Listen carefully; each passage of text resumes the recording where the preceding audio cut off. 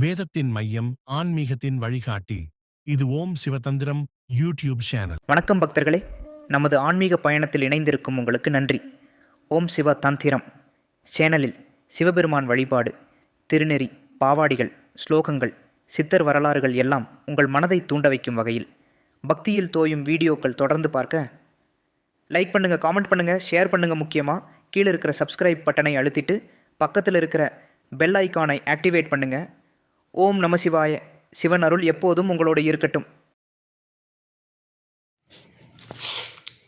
ஓம் சிவதந்திரம். ஓம் சிவதந்திரம் நமது யூடியூப் சேனலில் இப்போ என்ன பதிவு பார்க்க போகிறோம் பார்த்தீங்கன்னா, மிக ஒரு சக்தி வாய்ந்த ஒரு முறையை பார்க்க போகிறோம். என்ன முறைன்னு கேட்டிங்கன்னா, கள்ள தொடர்பு.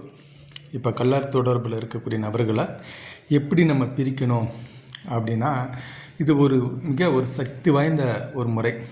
நம்மெல்லாம் இந்த சக்கரங்கள் நல்லா குரு மூலியமாக வாங்கி இந்த மந்திரங்கள் எந்திரம் போட்டு சிறப்பாக செஞ்சு வெற்றி கண்ட முறைகள்.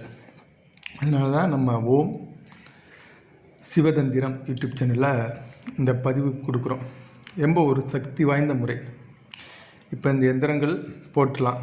நல்லா சிம்பிளான ஒரு எந்திரம் போட்டு அதுக்குள்ளே சென்டரில் வங் அப்படின்னு மட்டும்தான் நம்ம எழுத போகிறோம். அந்த வங்குங்கிறத மட்டும்தான் நம்ம பயன்படுத்த போகிறோம். வட்டம் போட போகிறோம், அதுக்குள்ளே ஒரு முக்கோணம் போட போகிறோம். முக்கோணம் போட்டு வங் அப்படின்னு எழுதினாலே போதும். இதுதான் அதுக்குரிய எந்திரம். இந்த எந்திரத்தை போட்டுட்டு இப்போ யார் நம்ம பிரிக்க போகிறோமோ அவங்களுடைய ஏதாவது ஒரு காலடி மண்ணோ ஒரு ஃபோட்டோவோ இதில் அவங்களுடைய துணியோ ஏதாவது ஒன்று இருந்தாலே போதும். அதில் வச்சு 6 எந்திரம் செப்பு தகடில் இந்த எந்திரம் போட்டு அதுக்குள்ளே நம்ம அவள் பொறிகடலை இதெல்லாம் வச்சு 48 நாள் நீங்கள் இந்த மந்திரம் நம்ம கொடுக்கக்கூடிய மந்திரங்களை நீங்கள் பூஜை செஞ்சு வந்தாலே அவங்க யாரை பிரிக்கணுமோ அவங்க பிரிஞ்சு போயிடுவாங்க.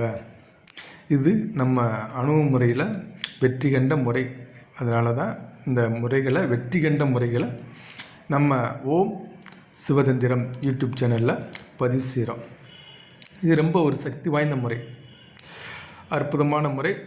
மந்திரங்கள் கரெக்டாக நீங்கள் பயன்படுத்தினாலே போதும். சுவாயனம்.